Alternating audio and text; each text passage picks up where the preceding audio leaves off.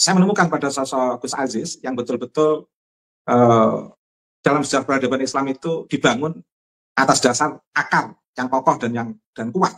Gus Baha itu memiliki relasi ikatan historis yang sangat kuat sama saya, sehingga sebenarnya mengapa saya nggak mau podcast di malam ini, karena khawatir saya itu terbawa perasaan, bukan membela Gus Aziz, tapi malah menghakimi Gus Aziz. Karena perasaan saya itu secara historis Gus Baha, jujur saja. Tetapi saya mengikuti jejak Gus Aziz, semuanya itu kita lakukan karena mencintai ilmu pengetahuan. Itu bagian daripada kekhasan kita sebagai umat Nabi Muhammad SAW. Ada seorang ulama, alim alamah, menitipkan sajak ke saya agar dibaca di publik. Sajak ini ditujukan kepada Gus Baha.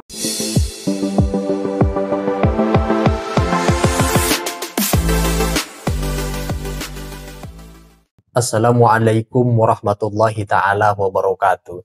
Kiai Haji Ubaidillah Tamamunji terpaksa memberikan komentar juga kepada Kiai Haji Ahmad Bahauddin Nursalim atau dikenal dengan Gus Baha sebagai figur agama sesama Nahdliyin, sesama NU yang dikenal Gus Baha itu sangat alim dalam studi ilmu tafsir dan fikih.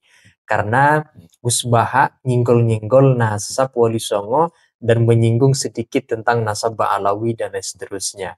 Hemat Kiai Haji Ubaidillah, meskipun antara dirinya dengan Gus Baha ada ikatan historis mendalam, namun urusan pemikiran, kata beliau, jangan dicampur adukan.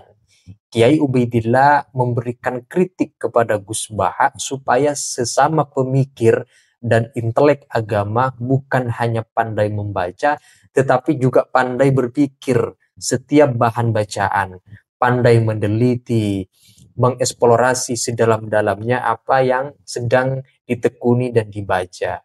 Karena tidak sedikit orang pintar membaca kitab, tetapi ia menjadi pemikir yang tekstualis. Habis membaca satu literatur, kemudian disampaikan apa adanya ke publik, seolah-olah itulah kebenaran mutlak yang tidak bisa dikonfirmasi dengan literatur-literatur lainnya.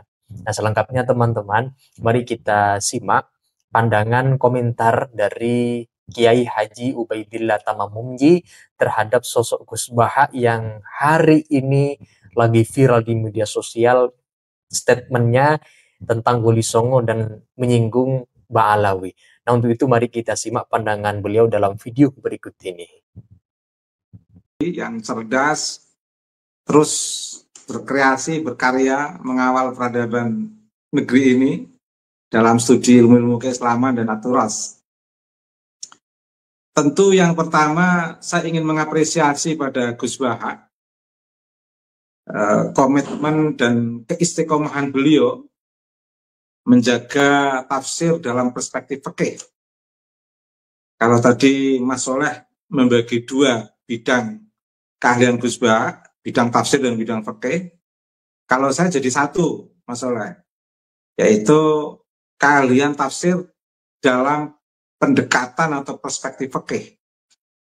Juga apresiasi saya kepada Gus Abdul Aziz Jazuli, sosok muda yang luar biasa, yang betul-betul komitmen dan memiliki keistiqomahan yang luar biasa dalam studi aturos Hasanah abad pertengahan dengan pendekatan historis atau sejarah peradaban Islam.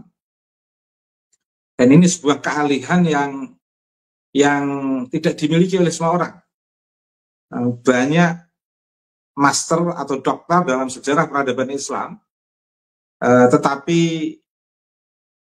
berputar dalam sebuah pengetahuan tanpa menyentuh akar sejarah peradaban Islam itu sendiri. Nah, saya menemukan pada sosok Gus Aziz yang betul-betul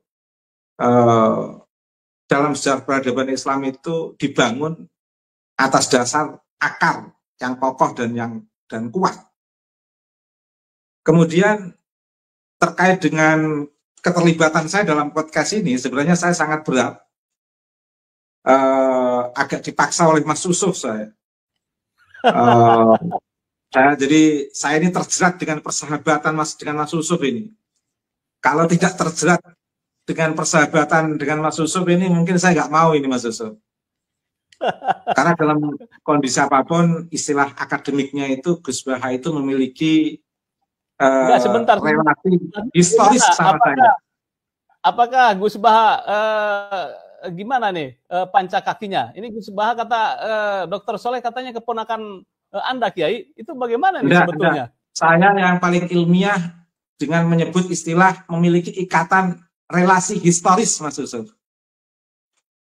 Nah, jadi istilah yang paling tepat, Gus Baha itu memiliki relasi ikatan historis yang sangat kuat sama saya, sehingga sebenarnya mengapa saya nggak mau podcast di malam ini, karena khawatir saya itu terbawa perasaan, bukan membela Gus Aziz, tapi malah menghakimi Gus Aziz. Karena perasaan saya itu secara historis ke Gus Baha, jujur saja. Tetapi saya mengikuti jejak Gus Aziz, semuanya itu kita lakukan karena mencintai ilmu pengetahuan. Itu bagian daripada kekhasan kita sebagai umat Nabi Muhammad SAW. Sehingga kalau saya boleh berpesan untuk diri sendiri, saya akan membahasakan dalam sebuah kalimat, usikum wa nafsi bitaqwallah faqad fazal muttaqun faqad fazal rasikhuna bil ilmi wat tuqa. Jadi betapa pahalnya sebuah ilmu pengetahuan itu. Karena inilah saya mencoba menafsirkan keterjeratan saya dengan Mas Yusuf secara ilmiah, sehingga saya tidak merasa terbebani, terpaksa dalam podcast ini, karena happy endingnya adalah ilmu pengetahuan. Happy endingnya adalah ilmu pengetahuan. Yang jelas tadi sudah disinggung oleh Mas Soleh, menarik. Berpengetahuan itu harus mesti bernalar. Atau membaca itu mesti harus berpikir. Atau kuat dalam literasi itu harus mesti kuat dalam filtrasi. Artinya apa? Kekuatan seseorang di dalam membaca kitab tanpa di situ ada banyak pengetahuan hasanah dari isi kitab, kalau tidak diiringi dengan cara bernalar tentu akan sangat berat. Bisa-bisa terbawa perasaan dengan pengetahuan yang ada di dalam kitab itu, sehingga tidak bisa membawa pengetahuan kitab untuk beranjak dalam ruang pembebasan dan pencerahan. Hal yang sama juga begitu, membaca tanpa berpikir itu tidak akan bisa beranjak menuju pembebasan dan pencerahan. Hal yang sama, kekuatan literasi meskipun itu sudah sangat luar biasa, apalagi di era digital, teknologi informasi yang luar biasa ini, hampir-hampir jenjang akademik, master, doktor maupun profesor, itu hampir-hampir secara universal itu belum bisa mengejar kekuatan literasi seseorang. Makanya mengapa banyak profesor, banyak dokter yang tidak banyak berani bicara secara publik, karena takut salah. Itulah mengapa banyak orang yang tidak mau jadi profesor, karena khawatir terbebani kalau ngomong. Tidak mau meneruskan jenjang dokternya karena khawatir terbebani kalau ngomong, khawatir salah nanti dikira nggak pantas jadi dokter. Atau kalau jadi profesor takut kalau salah sehingga terbebani, masa profesor salah kan jadi problem. Beda kalau orang-orang bebas dengan kekuatan literasi, dia mengedepankan indrawinya maupun rasionalitasnya dengan literatur itu sendiri. Hal yang sama dalam konteks ruang sosial, jenjang sosial dalam konteks tokoh agama maupun tokoh masyarakat, itu pun pada akhirnya juga tidak bisa mengejar kekuatan literasi seseorang. Bahkan dengan kekuatan literasi seseorang, orang itu bisa menembus, melampaui ketokohan keagamaan maupun melampaui ketokohan di bidang sosial. Nah, tetapi meskipun demikian, kekuatan literasi tanpa diimbangi filtrasi yang kuat, maka hanya akan terbawa pada literasinya tanpa bisa memiliki kemampuan untuk mengambil jarak dalam pengetahuan yang ditekuni itu. Satu contoh misalnya begini, banyak karya di abad 9 dan sesudahnya tentang Ba'alwi. Dalam literatur itu banyak ditemukan, dalam hasanah banyak ditemukan, dalam bacaan banyak ditemukan.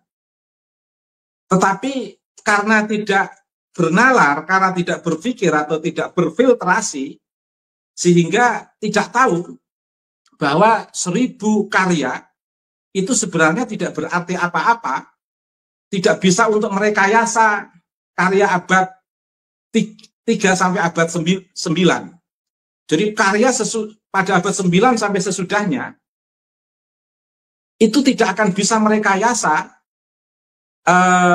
karya atau hasanah abad 3, 4, 5, 6, 7, 8.